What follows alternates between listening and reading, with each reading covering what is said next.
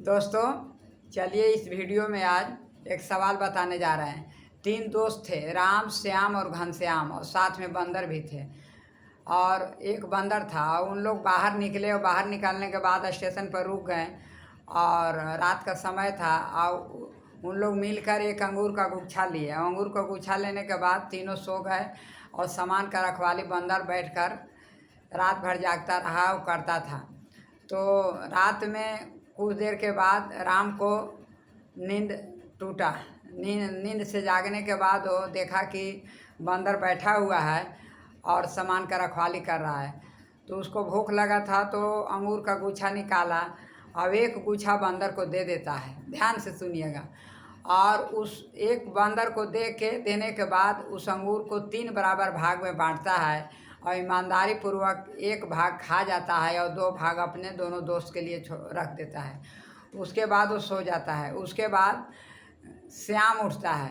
श्याम भी उठता है तो देखता है कि मेरा दोनों दोस्त सोया हुआ है और बंदर जागा हुआ है।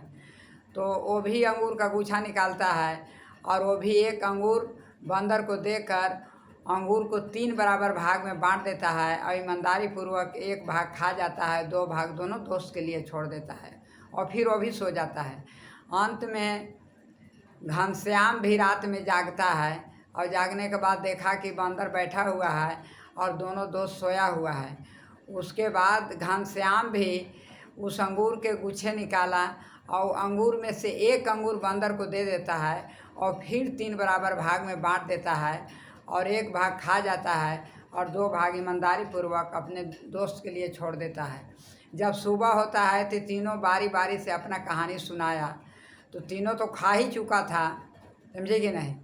तो सवेरे भी उन लोग जो अंगूर बचा था उसमें से एक अंगूर बंदर को दिया और तीनों दोस्त मिलकर बराबर बराबर अंगूर बांट कर खा गया।